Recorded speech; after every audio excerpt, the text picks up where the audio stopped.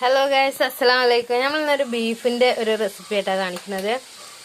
അതിന് വേണ്ടിയിട്ട് ഞാൻ എന്താ പറയുക, ഉള്ളിയൊക്കെ വാട്ടാൻ വേണ്ടിയിട്ട് വെച്ചു കേട്ടോ. അപ്പോഴാണ് ഞാൻ ഓർത്തത് നമ്മളെ ചാനലുണ്ടല്ലോ, നമുക്ക് വീഡിയോ ഇടണമല്ലോ. അപ്പം ഞാൻ ഓൾറെഡി ബീഫൊക്കെ മസാല ഇട്ട് വേവിച്ച് വെച്ചതാട്ടോ. ഇതിലേക്ക് ഞാൻ എന്താ പറയുക, മറ്റേ കുരുമുളക് പൊടി, അതുപോലെ തന്നെ ഗരം മസാല, മല്ലിപ്പൊടി, ലേശം മുളക് പൊടി, കുറച്ച് മഞ്ഞൾപ്പൊടി, ഉപ്പ് ഒക്കെ ഇട്ടിട്ട് ഒന്ന് വേവിച്ച് വെച്ചതാണ് ഞാൻ. അപ്പോൾ അതിലേക്കുള്ള മസാലയാണ് ഇപ്പോൾ ഉണ്ടാക്കുന്നത്. ഇപ്പോൾ ഉള്ളി നന്നായിട്ട് വാടട്ടെ. ഇപ്പോൾ നമ്മൾ ഉള്ളി ഇങ്ങനെ ചെറുതായിട്ടൊക്കെ വാടി വരുന്നുണ്ട്.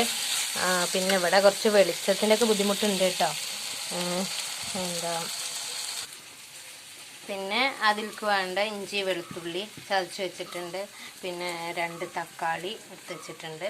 പിന്നെ കറിവേപ്പില, ചപ്പ്, പുതിന, അതൊക്കെ. അപ്പോൾ നമുക്ക് ഉള്ളി ഒന്ന് വാടിയിട്ട് അതിൽ ബാക്കിയുള്ള റെസിപ്പിയൊക്കെ കാണിക്കാം.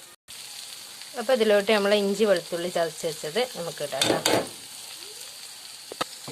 അപ്പോൾ അതാ നമ്മൾ ഇഞ്ചി വെളുത്തുള്ളിയൊക്കെ ഇട്ടിട്ട് അതിൻ്റെ ഒരു പച്ചമണം മാറി വന്നിട്ടുണ്ട്. ഇനി നമുക്ക് അതിലോട്ട് ലേശം വേപ്പിൻ്റെ ഇലയും കൂടെ ഇട്ട് കൊടുക്കാം കേട്ടോ. അതും കൂടെ ഒന്ന് വാടിയതിന് ശേഷം നമുക്ക് തക്കാളി ചെറുതായിട്ട് അരിഞ്ഞതും കൂടെ ഇതിൽ ചേർത്ത് കൊടുക്കാം. അപ്പോൾ നമ്മൾ തക്കാളി ചെറുതായിട്ട് അരിഞ്ഞതും കൂടെ ചേർത്ത് കൊടുക്കുകയാണ് കേട്ടോ. ഇത് നന്നായിട്ട് ഇളക്കണം.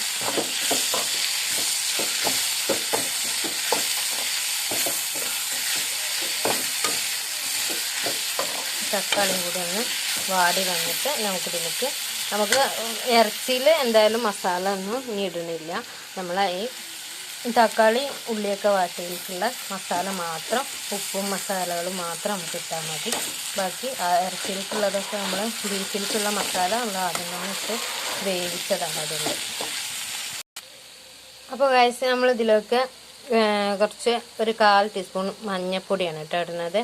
പിന്നെ നമ്മളിതിൽ പച്ചമുളക് ഇട്ടിട്ടുണ്ട്. ഉപ്പ് ഉള്ളി വാട്ടുന്ന സമയത്ത് ഇട്ടതാണ്. പിന്നെ ബീഫിൽ എല്ലാ മസാലകളും ഇട്ടിട്ടുണ്ട്. അതുകൊണ്ട് തന്നെ കുരുമുളക് പൊടിയൊക്കെ ഇട്ടതുകൊണ്ട് തന്നെ നമ്മളിതിൽ വേറെ മസാലകളൊന്നും ചേർക്കണില്ല കേട്ടോ. അപ്പോൾ ഇനി നമ്മൾ ബീഫ് ഇതിലേക്ക് ഇടുകയാണ്. ബീഫ് ഇതിലേക്ക് ഇട്ട് കൊടുക്കുക. അപ്പോൾ വെള്ളം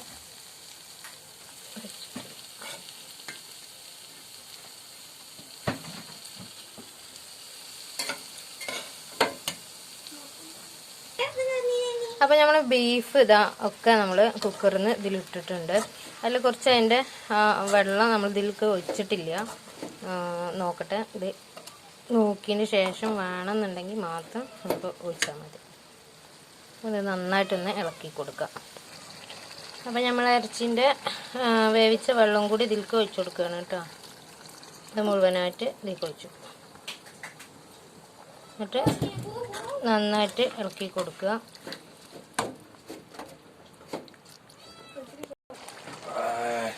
അപ്പോൾ നമ്മുടെ ഇറച്ചിക്കറി ഇവിടെ റെഡി ആയിട്ടുണ്ട്. പിന്നെ നിങ്ങളടുത്ത് എന്താ പറയുക, മല്ലിയില ഒക്കെ ഉണ്ടെങ്കിൽ ലേശം ഇട്ട് കൊടുക്കുക. എൻ്റെ കയ്യിൽ ഇപ്പോൾ അതില്ലാത്തതുകൊണ്ട് ഞാൻ ഇട്ടിട്ടില്ല. അപ്പോൾ ഇന്നത്തെ വീഡിയോ ഇത്രേ ഉള്ളൂ. എല്ലാവരും ചാനൽ ഇഷ്ടമായ ലൈക്ക് ചെയ്യുക, ഷെയർ ചെയ്യുക. അസ്സലാമു അലൈക്കും.